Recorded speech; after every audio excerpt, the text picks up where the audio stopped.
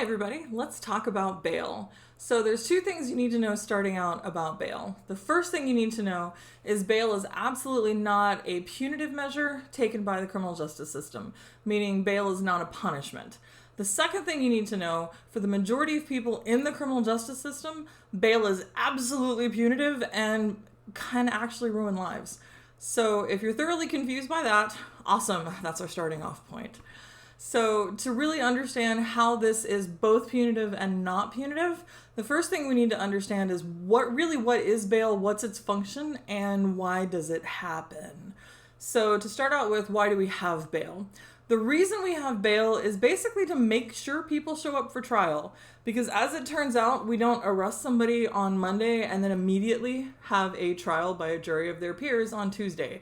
Unfortunately, it takes a little bit more time than that. So in the meantime, we have two options. We can keep them in jail for the entire amount of time that it takes for that process to happen, which seems maybe a little unfair, depending on what they did. Or we can give them an option to return to court later. Because remember, in the American criminal justice system, you are innocent until proven guilty. So we want to give people the option to go home, return to their lives, and then return to court to prove their innocence in court, hopefully, because, hopefully they have that option and they can do that. So bail is where that comes in. Bail lets you out of jail after you've been arrested on the understanding that you promise that you will come back to jail. So bail is basically designed to make sure you're actually going to come back and not going to take off and change your name and maybe move to a non-extradition country. So bail is based on a couple different things. So how do we determine it? Well, it really depends on the jurisdiction you're in. And it depends on a lot of different things. And different jurisdictions are going to take different things into consideration. They're going to weigh things differently. They're going to add stuff up differently. But essentially, they're going to take things into consideration. Really, it boils down to how likely are you to come back to trial. So a lot of the things they weigh into consideration are, do you own property in this county? So do you live here? Like, are you a valued member of the society here? Like, do you have ties? If you don't have those ties, your bail's probably going to be set a little bit higher, which may seem classist, but at the same time, if you don't have ties to the community, it probably would be easier for you just to take off and never come back. So that's part of it. Other things they might take into consideration are, do you have a job here? Maybe you've been renting, but have you been renting the same place for 10 years? You've been working the same job for 10 years, pretty steady job. Those kind of things are important. And one of the things they take into consideration is the crime, but probably not in the way that you're thinking. It's not so much in the way of danger to society, so much as how serious is it and how likely is it to make you not want to come to trial if you lose? So, for example, if you have someone who gets arrested for shoplifting, maximum, let's say, of 60 days, they're probably going to come back. Like, that's not really a big deal. But if you have someone who was maybe arrested for Grand Theft Auto because they were joyriding cars, and let's say that happens to carry a sentence of 5 years in prison, that's a lot more serious, and that might make somebody a little more likely to not want to come back to trial. So all of those things are taken into consideration when bail is set. So how does bail function? Well, let's say that someone gets a bail set of $25,000.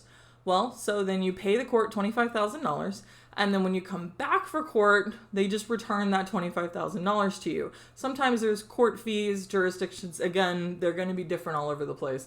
But generally, you pay your money to the court, you show up for your court date, and then they just give you your money back. That's the entire point of it, because again, this is not a punitive system. However, I did just tell you it's kind of punitive, and this is kind of one of those ways where it gets a little punitive. Because capitalism, yeah, sorry about that. Because we actually found a way to build an entire industry around bail, which is kind of weird. But what we did was we realized there's a whole lot of people that may not have $25,000 lying about. Shocking. I know, right? You've just got it stashed in your savings account. You could just pull that out at the drop of a hat, no problem. Sure. But not everyone can do that. So we have an entire group of people in an industry called bail bondsmen. So if you don't have $25,000 to get your loved one out of jail, you can go to a bail bondsman, and the bail bondsman will say, sure, I can take care of that for you. You need to give me $7,500. And that may be a little bit more affordable for you. So now instead of giving the court $25,000 and being guaranteed to get, if not all, at least the vast majority of that money back, you're going to give the bail bondsman $7,500, which at least is a little bit easier to come up with. And the bail bondsman is now going to give the court the $25,000. So now the bail bondsman is responsible for your loved one coming to court instead of you. Unfortunately, that $7,500 you just gave the bail bondsman, yeah, they own that now. That's not a nonprofit. So that money's completely gone. So we have this entire industry built around that. So now people who can't afford their entire bail, even though maybe we shouldn't be doing that, we're kind of doing that. And it's unfortunately a service that's also probably kind of necessary because maybe we might be setting bail a little bit too high for people in certain instances. We should probably be revisiting that. So that's part of the issues that comes up when we look at bail reform, because we have people that are, desperate. They're giving this money away essentially to bail bondsmen, and they have no way of getting that money back. So it's gone forever. You're not getting that back. So it's not really functioning as the system intended. Then we have this other issue. So if you can't afford bail, so let's say bail set $25,000, your bail bondsman set $7,500, and that's still not going to happen. There's no way. As it turns out, a lot of companies generally aren't going to give you time off from work because you're in jail. And sometimes it can take weeks or months, sometimes even years, to get your actual trial. So now you're sitting in jail, you can't afford to pay bail, you've lost your job, you've lost your place that you've been living at because you can't pay rent because you're not there, and you also aren't working. So all of these things are piling up. So people who are unable to pay bail, but again, remember, haven't actually been found guilty of any crime yet, are in this kind of vortex of suffering at this point. So when we say bail is not punitive, it's not, and it's not meant to be punitive. However, it really functions in such a way that it can ruin people's lives. And again, these are people that we've said are innocent until proven guilty, and they haven't actually been proven guilty yet. So even though people who are likely to flee, and I'm not saying celebrities are bad people, but when you hear about these celebrity crimes, and even if it's a really minor offense, their bail might be set super high, it's because they have passports and they go out of country all the time. So they're really high level flight risks. So even though their crimes may be super minor, they're really likely to just leave, and it's going to be hard to get them back for a court date. So they would have a super high bail. But it's also really easy for them to make that bail because they have that kind of money sitting around. Whereas the majority of people in the criminal justice system, and that's like 99% of the people, they're not even going to make these smaller amounts of bail. So it actually becomes a much larger punishment and becomes a real serious issue. So when you hear people talking about bail reform, what they mean is they have issues with what we call pretrial detention. So we arrest someone, we put them in jail, and then they just kind of have to sit there even though we haven't actually said in any sort of court way that they're actually guilty. This leads to a lot of other issues that I will get into later in plea bargaining episodes later on. So I actually decided to make this video on bail because there was a Facebook post by a nonprofit organization that I follow on victims. They help victims of human sex trafficking. And there was a large court case a while ago, and the person was out on bail for, I want to say it was like $50,000 or something. And they were really upset because they had said, wait, why is the punishment so low for this really, really serious crime? And they were very upset about this. And this was an international organization.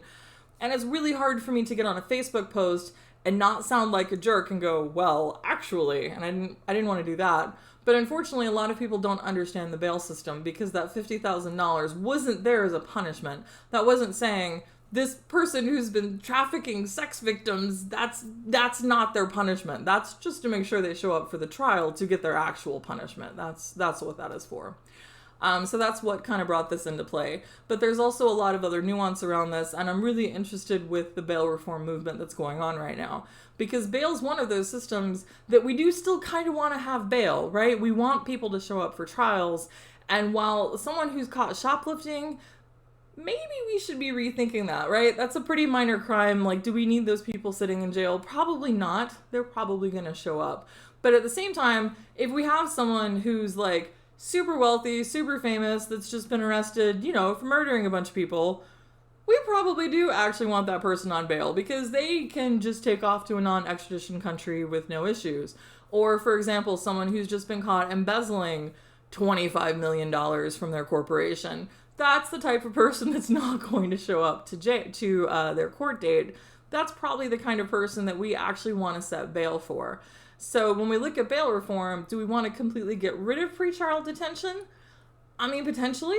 I could see an argument for that, but at the same time, I don't know that we do want to entirely get rid of it. But it is something that I think we need to look at, and I know that there are states looking at bail reform, and I think it's an important thing to ponder. There is no real right or wrong answer, and that's one of the things I like about issues in the criminal justice system, because I think it's something that everyone needs to really understand and know what's going on. So check out your state. Look to see if there's any bail reform going on. I'd be curious about that, and that might give you some more information about what's going on.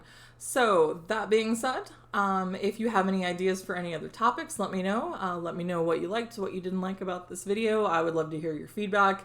Love to see your comments. And in case you're curious, I do have a Patreon where I have additional information on the topic we're discussing, as well as some more stuff. So feel free to sign up on that. Link is in the description below. And I hope you have a fantastic day today.